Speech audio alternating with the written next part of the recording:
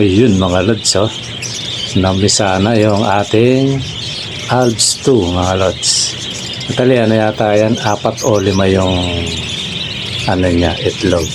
Tapos yung isa rin, namisa na rin mga lods. Let it, bang, bang.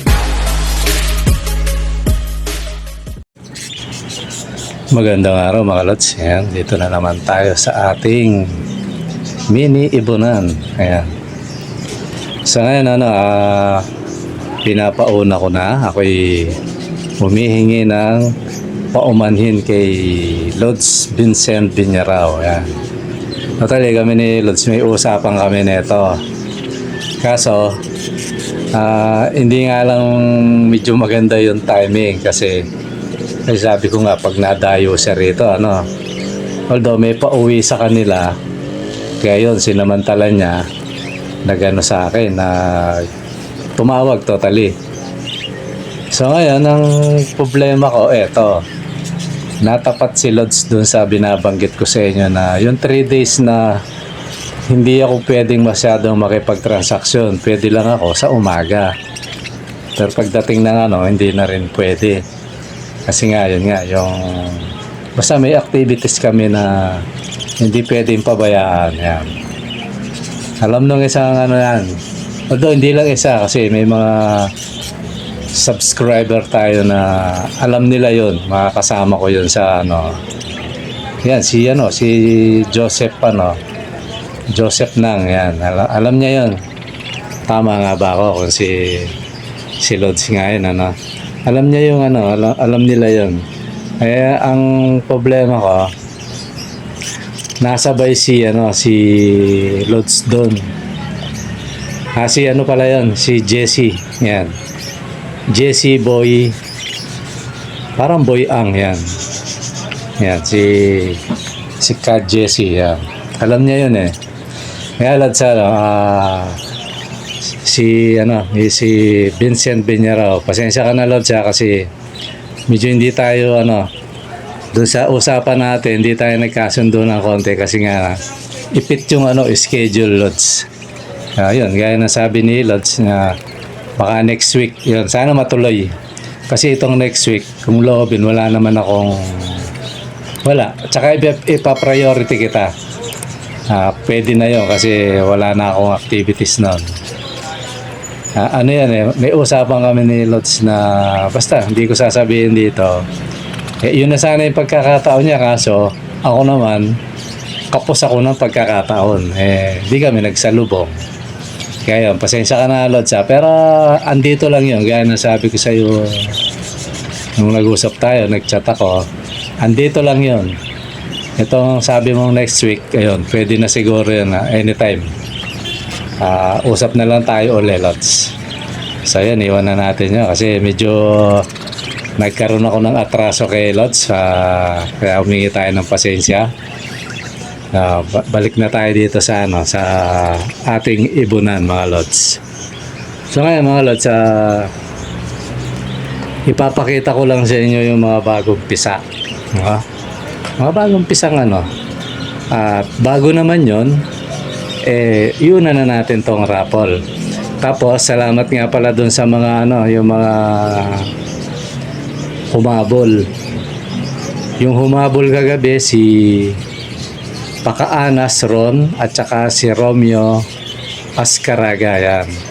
Salamat sa inyo mga Lods. Tapos ipapakita ko na lang yung kinaptured ko yung listahan.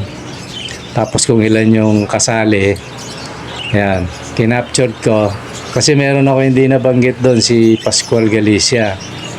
Ayan, pasensya ka na Lods kasi talaga yun nga, gaya na sabi ko, yung aso kasi tumahol yung pag-awat ko tapos medyo dinig doon sa dinig doon sa audio, kinat ko, nasama pala yun yung pagbigkas ko ng pangalan kasamang natanggal sa edit yung pagbigkas ko, kaya nagulat ako bakit.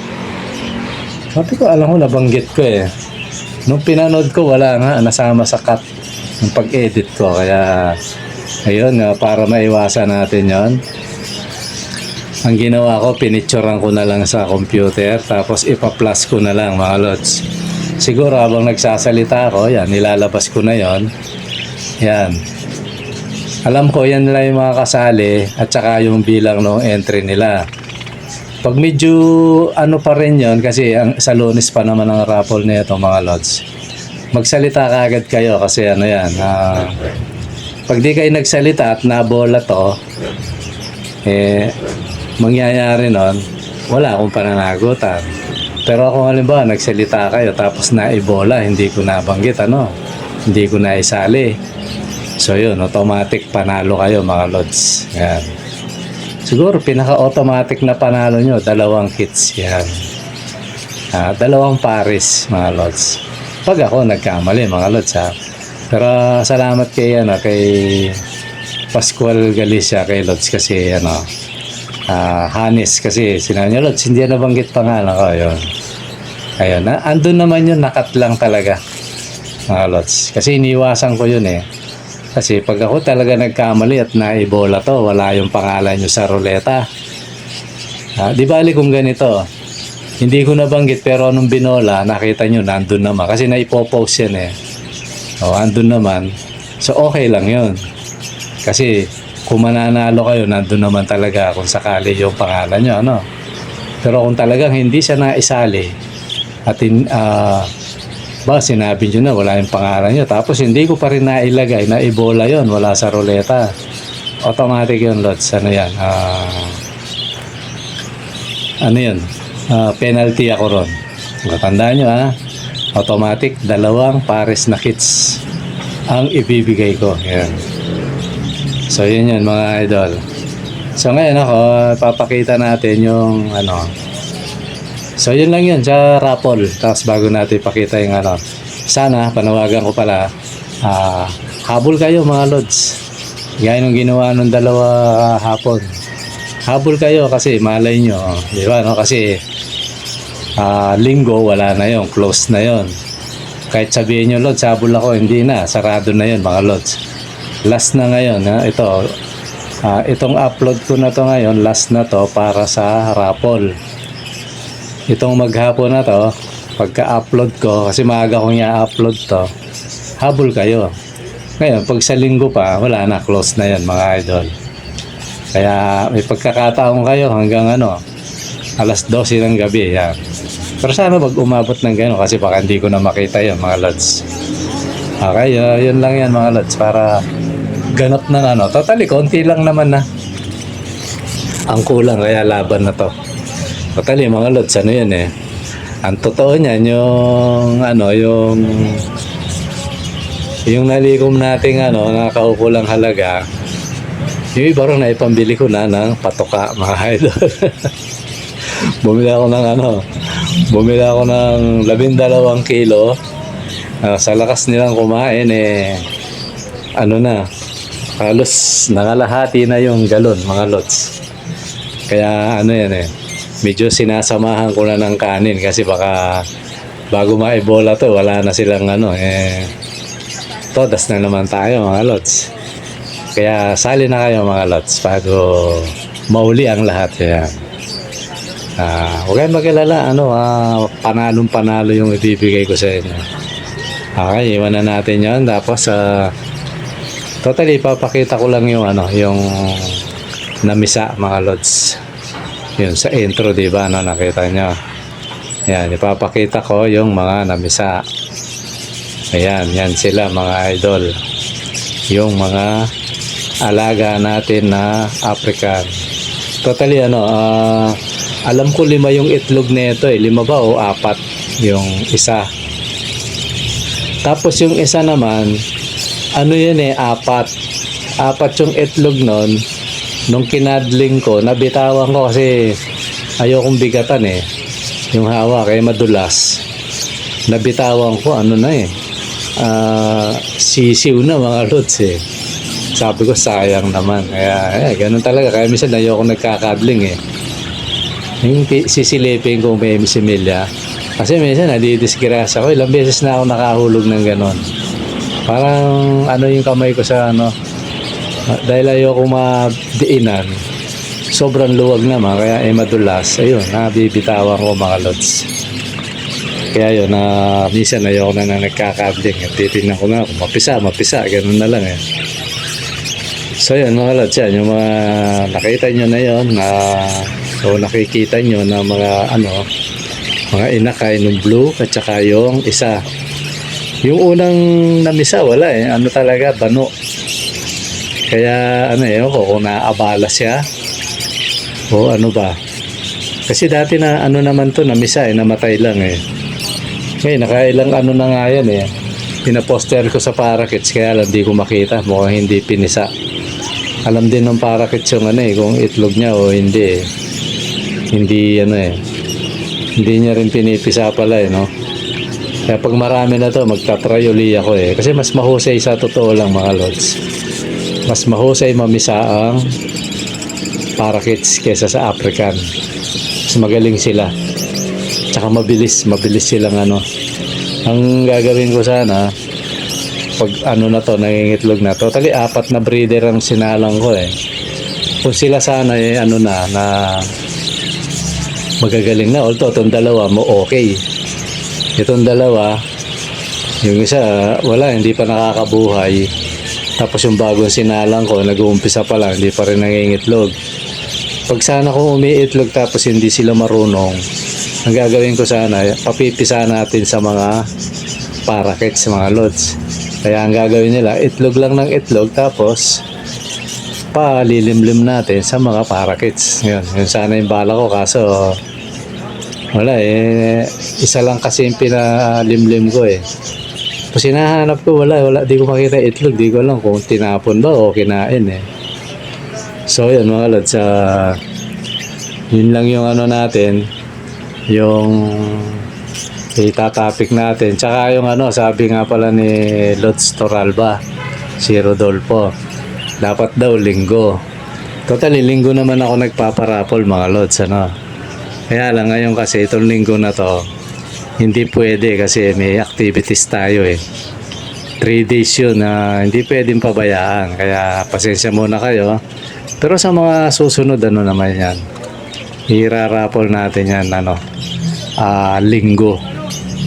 Para yung linggo kung nandyan kayo, so natin yun, kung gusto nyong puntahan agad, kasi mas gusto ko yung ganun mga lods yung kayo pumupunta. At least kayo mismo yung magdadala ng ibon nyo, tapos walang risk kasi hawak nyo na ibon nyo. Kasi ako sa totoo, pag pinapadeliver ko yan, nandun yung agam-agam ko na baka madali yung ibon. So pananagutan ko pa yon. Pag hindi umabot sa inyo yung ibon, pananagutan ko pa yon siyempre. Di ba At saka hindi ko iaatang sa rider yun eh. Kasi siyempre, hindi naman niya kagustuhan yun eh. Tsaka kasama ko yun. Alam ko yung kalooban nun. Hindi naman niya gusto yun. Tsaka wala pa naman istansyang nangyari yun. Kaya lang siyempre, ibon natin yun. Lalo na pag malayo, kagaya nung nasa pinabiyahe ko yan ng ng halos Batangas na yun. Pinabiyahe ko siya. Talaga, kinakabahan ako kasi hindi naman pwedeng umalis ng gabi kasi oras na siya makakarating doon, di ba mahaba ang biyahe dyan, traffic. Kaya lagi kong tinetik, sabi ko, Brad, mo yung ibon, pasingawan mo, baka naiinitan na yan. Magaling naman yung rider natin eh. Alam niya yung gagawin eh. Kaya nakabukas lang yun. Tapos sabi ko, ingat ka rin, baka merong askal dyan na batang kalsada, mamaya masilip nila ibon, biglang dukwang itakbo. Yan yung mga agam-agam ko mga lods pag malayo ang biyahe. Kaya nga kung sino man ang manalo, sana lang naman yun, kayo na pumunta rito mga lods kung po pwede. Tapos ibalik ko na lang yung nyo, yung kaupo lang yung ginugol nyo na yung dapat na ibayad natin sa rider, ibalik ko na lang sa inyo. Parang pinakagasolina nyo ganun na lang. Para tsaka mas sa akin yun mga lods, mas magaan sa akin yun. So yun, Lods Toralba. Ito sa hanay ng libre to si Lods eh. Ano yan Lods? Pasensya muna kasi di tayo pwedeng magbola ng linggo kasi tumapat sa activities. Siguro sa mga susunod, gawin natin yan. Linggo naman talaga yung ano ko. Tapos, pag-deliver, kung available ka agad yun, yung rider natin, tinatatakbo natin kaagad. Pati kayo kung available. Kasi nga't maaari nga, pag nanalo na, ayoko nang kasi dati may nanalo, umabot ng 1 linggo rito yung ibon. Di ba, no? Dapat wag ganun. Kahit maaari, pag nanalo kayo, kung gusto nyo nang kunin nyo na. O kaya, pag deliver, pag pwede na yung rider natin, deliver agad mga lods. Para kasi kailangan natin yung mga lalagyan, mga kulungan. Kasi siya ngayon, gusto kong isalang na yung yung kakatail. Hindi ko siya maisalang kasi wala tayong bakanting area. Bala ko nga doon sila sa malaki. Para at least nakakalipad sila ng maganda. Diba, no? Kaso, hindi pa pwede. Dahil nandun pa yung mga pamimigay natin sa kabilang kulungan. Ayan. So, yun lang yun, mga lods, yung natin, kasi yung topic naman natin ngayon, patungkol lang naman sa raffle.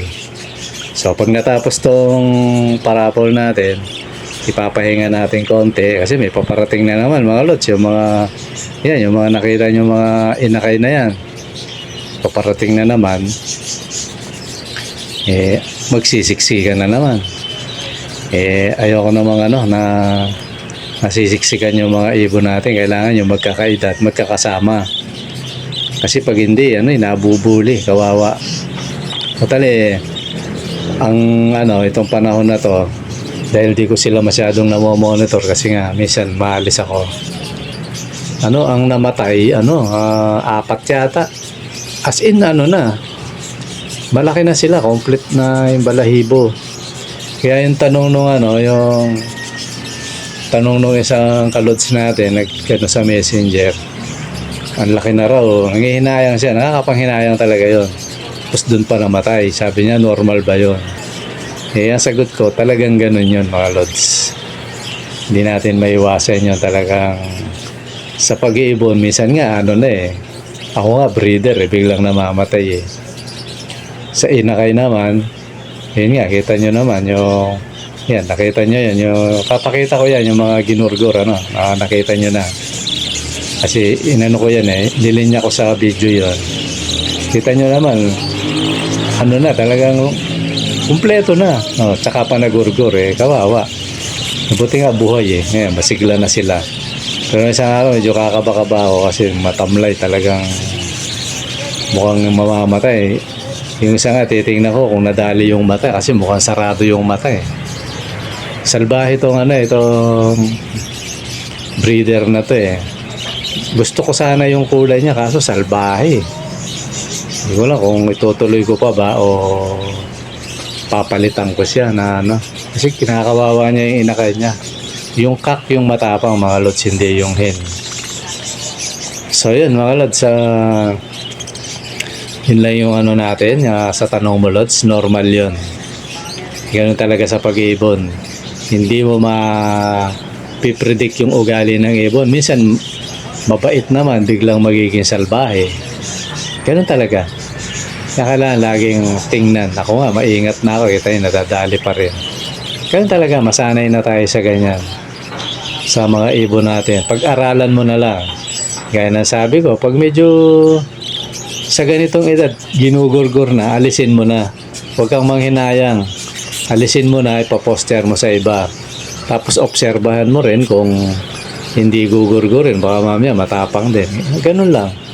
Bantayan talaga yan. Ngayon, hanggang sa makaya na nila, ilagay mo na sila sa sa flying cage. Ganun lang yan mga lods.